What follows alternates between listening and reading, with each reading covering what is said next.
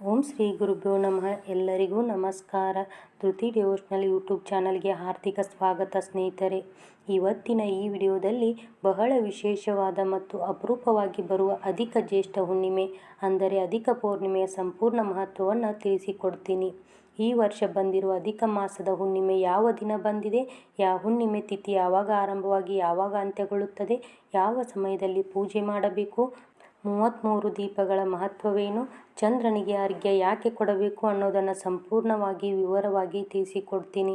ಹಾಗಿದ್ರೆ ವಿಡಿಯೋನ ಸ್ಕಿಪ್ ಮಾಡದೆ ಕೊನೆಯವರೆಗೂ ನೋಡಿ, ಏಕೆಂದರೆ ಈ ಮಾಹಿತಿಗಳು ನಿಮ್ಮ ಜೀವನಕ್ಕೆ ತುಂಬ ಉಪಯೋಗ ಆಗಬಹುದು. ಸಾಮಾನ್ಯವಾಗಿ ಪ್ರತಿ ತಿಂಗಳು ಕೂಡ ಒಂದು ಹುಣ್ಣಿಮೆ ಬರುತ್ತದೆ. ಆದರೆ ಎಲ್ಲ ಹುಣ್ಣಿಮೆಗಳಿಗಿಂತ ಅಧಿಕ ಮಾಸದಲ್ಲಿ ಬರುವ ಹುಣ್ಣಿಮೆಗೆ ಬಹಳ ವಿಶೇಷವಾದ ಶಕ್ತಿ ಇದೆ ಅಂತ ಪುರಾಣಗಳಲ್ಲಿ ಹೇಳಲಾಗಿದೆ. 3 ವರ್ಷಕ್ಕೊಮ್ಮೆ ಬರುವ ಅಧಿಕ ಮಾಸವನ್ನು ದೇವರ ಮಾಸ, ಪುಣ್ಯದ ಮಾಸ ಅಂತ ಕರೆಯುತ್ತಾರೆ. ಈ ಮಾಸದಲ್ಲಿ ಮಾಡುವ ಜಪ, ದಪ, ಪೂಜೆ, ದಾನ, ದೀಪಾರಾಧನೆಗಳಿಗೆ ಅನೇಕ ಪಟ್ಟು ಹೆಚ್ಚು ಫಲ ಸಿಗುತ್ತದೆ. ಅದಕ್ಕಾಗಿಯೇ ಈ ಅಧಿಕ ಜ್ಯೇಷ್ಠ ಹುಣ್ಣಿಮೆ ದಿನ ನಾವು ಭಕ್ತಿಯಿಂದ ದೇವರ ಆರಾಧನೆ ಮಾಡಿದರೆ ಜೀವನದಲ್ಲಿ ಇರುವ ಅನೇಕ ಕಷ್ಟಗಳು ದೂರವಾಗಿ ಶುಭ ಫಲಗಳು ದೊರೆಯುತ್ತವೆ.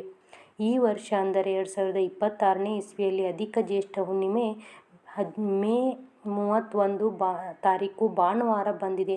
ಹುಣ್ಣಿಮೆ ತಿಥಿ ಆರಂಭವಾಗುವುದು ಮೇ 30ನೇ ತಾರೀಕು ಶನಿವಾರ ಬೆಳಿಗ್ಗೆ 11:57 ಆರಂಭವಾಗಿ ಮೇ 31ನೇ ತಾರೀಕು ಭಾನುವಾರ ಮಧ್ಯಾಹ್ನ 2:14 ಅಂತ್ಯಗೊಳ್ಳುತ್ತದೆ. ಇಲ್ಲಿ ಕೆಲವರಿಗೆ ಒಂದು ಪ್ರಶ್ನೆ ಬರುತ್ತದೆ, ತಿಥಿ ಮೇ 30ರಂದು ಆರಂಭವಾಗಿದೆ ಅಂದರೆ ಯಾವ ದಿನ ಪೂಜೆ ಮಾಡಬೇಕು ಅಂತ. ಶಾಸ್ತ್ರದ ಪ್ರಕಾರ ಯಾವ ದಿನ ಸೂರ್ಯೋದಯ ಸಮಯದಲ್ಲಿ ಹುಣ್ಣಿಮೆ ತಿಥಿ ಇರುತ್ತದೋ ಆ ದಿನವೇ ಹುಣ್ಣಿಮೆ ಆಚರಣೆ ಮಾಡಬೇಕು. ಆದ್ದರಿಂದ ಈ ಬಾರಿ 31ನೇ ತಾರೀಕು ಭಾನುವಾರವೇ ಅಧಿಕ ಪೌರ್ಣಿಮೆಯನ್ನು ಆಚರಣೆ ಮಾಡಬೇಕಾಗುತ್ತದೆ. ಇನ್ನು ಪೂಜೆಯನ್ನು ಯಾವ ಸಮಯದಲ್ಲಿ ಮಾಡಬೇಕು ಅನ್ನೋದನ್ನು ನೋಡೋದಾದರೆ ಆದಷ್ಟು ಬ್ರಾಹ್ಮಿ ಮುಹೂರ್ತದಲ್ಲಿ ಅಂದರೆ ಬೆಳಿಗ್ಗೆ ಬೇಗ ಎದ್ದು ಸ್ನಾನ ಮಾಡಿ ದೇವರ ಪೂಜೆ ಮಾಡಿದರೆ ತುಂಬ ಶ್ರೇಷ್ಠ. ಆ ಸಮಯದಲ್ಲಿ ಮನಸ್ಸು ಶಾಂತವಾಗಿರುತ್ತದೆ ಮತ್ತು ದೇವರ ಕೃಪೆ ಸುಲಭವಾಗಿ ದೊರೆಯುತ್ತದೆ. ಅಷ್ಟು ಬೇಗ ಪೂಜೆ ಮಾಡಲು ಆಗದವರು ಮಧ್ಯಾಹ್ನ 2 ಗಂಟೆಯೊಳಗೆ ರಾಹುಕಾಲನ್ನು ಬಿಟ್ಟು ಬೇರೆ ಯಾವುದೇ ಶುಭ ಸಮಯದಲ್ಲಿ ಪೂಜೆಯನ್ನು ಮಾಡಬಹುದು. ವಿಶೇಷವಾಗಿ ಲಕ್ಷ್ಮೀ ದೇವಿ ಮತ್ತು ಶ್ರೀ ಮಹಾವಿಷ್ಣುವಿನ ಪೂಜೆ ಮಾಡಿದರೆ ತುಂಬ ಒಳ್ಳೆಯದು. ಯಾಕಂದರೆ ಅಧಿಕ ಮಾಸವನ್ನು ವಿಷ್ಣುವಿಗೆ ಸಮರ್ಪಿತವಾದ ಮಾಸ ಎಂದು ಹೇಳುತ್ತಾರೆ. ಈ ಅಧಿಕ ಪೌರ್ಣಿಮೆಯ ದಿನದ ಅತ್ಯಂತ ವಿಶೇಷವಾದ ಆಚರಣೆ ಎಂದರೆ 33 ತುಪ್ಪದ ದೀಪಗಳನ್ನು ಹಚ್ಚುವುದು. ಪುರಾಣಗಳಲ್ಲಿ 33 ಕೋಟಿ ದೇವತೆಗಳ ಆಶೀರ್ವಾದವನ್ನು ಸೂಚಿಸುವಂತೆ 33 ದೀಪಗಳನ್ನು ಹಚ್ಚಬೇಕು. ನೀವು ಮಣ್ಣಿನ ದೀಪಗಳನ್ನಾದರೂ ತೆಗೆದುಕೊಳ್ಳಬಹುದು ಅಥವಾ ಮನೆಯಲ್ಲಿರುವ ಹಳೆಯ ದೀಪಗಳನ್ನೇ ಸ್ವಚ್ಛವಾಗಿ ತೊಳೆದು ಬಳಸಬಹುದು. ಪ್ರತಿಯೊಂದು ದೀಪಕ್ಕೂ ಅರಿಶಿನ, ಕುಂಕುಮ ಇಟ್ಟು, ತುಪ್ಪ ಹಾಕಿ, ಬತ್ತಿ ಇಟ್ಟು ದೀಪ ಹಚ್ಚಬೇಕು. ಹೀಗೆ ಭಕ್ತಿಯಿಂದ ದೀಪ ಹಚ್ಚುವುದರಿಂದ ಮನೆಯಲ್ಲಿರುವ ದಾರಿದ್ರ್ಯ ನಿವಾರಣೆಯಾಗುತ್ತದೆ, ಲಕ್ಷ್ಮೀ ಕಟಾಕ್ಷ ಸಿಗುತ್ತದೆ, ಮನೆಯಲ್ಲಿ ಶಾಂತಿ ನೆಲೆಸುತ್ತದೆ ಮತ್ತು ಕುಟುಂಬದಲ್ಲಿ ಸುಖ ಸಂತೋಷ ಹೆಚ್ಚಾಗುತ್ತದೆ. ಇನ್ನು ಅಧಿಕ ಹುಣ್ಣಿಮೆಯ ದಿನ ಚಂದ್ರನಿಗೆ ಅರ್ಘ್ಯ ಕೊಡುವುದಕ್ಕೂ ಬಹಳ ಮಹತ್ವವಿದೆ. ಮೇ 31ನೇ ತಾರೀಕು ಭಾನುವಾರ ಸಂಜೆ ಸುಮಾರು 6:55 ಚಂದ್ರೋದಯವಾಗುತ್ತದೆ.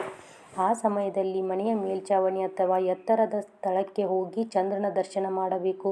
ನಂತರ ಒಂದು ಪಾತ್ರೆಯಲ್ಲಿ ನೀರು ಅಥವಾ ಹಾಲು ತೆಗೆದುಕೊಂಡು ಚಂದ್ರನಿಗೆ ಅರ್ಘ್ಯ ನೀಡಬೇಕು. ಕೆಲವರು ಅರ್ಘ್ಯ ಕೊಡುವ ಸಮಯದಲ್ಲಿ ಓಂ ಸೋಮಾಯ ನಮಃ ಎಂಬ ಮಂತ್ರವನ್ನು ಜಪ ಮಾಡುತ್ತಾರೆ.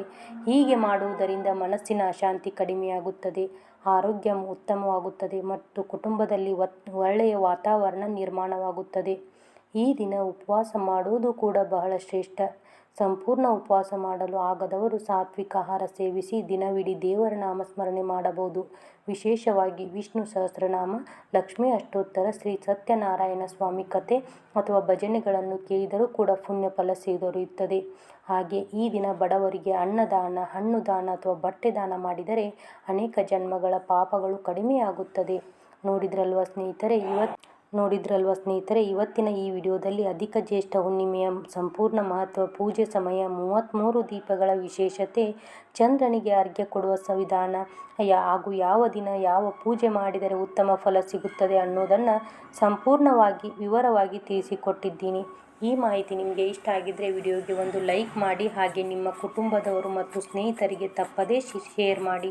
ಇನ್ನಷ್ಟು ಉಪಯುಕ್ತ ಧಾರ್ಮಿಕ ಮಾಹಿತಿಗಳಿಗೆ ನಮ್ಮ ಧೃತಿ ಡಿವೋಷನಲ್ ಚಾನಲನ್ನು ಸಬ್ಸ್ಕ್ರೈಬ್ ಮಾಡೋದನ್ನು ಮರಿಬೇಡಿ. ಮತ್ತೆ ಮುಂದಿನ ವಿಡಿಯೋದಲ್ಲಿ ಸಿಗ್ತೀನಿ. ಸರ್ವೇ ಜನ ಸುಖಿನೋ ಭವಂತು.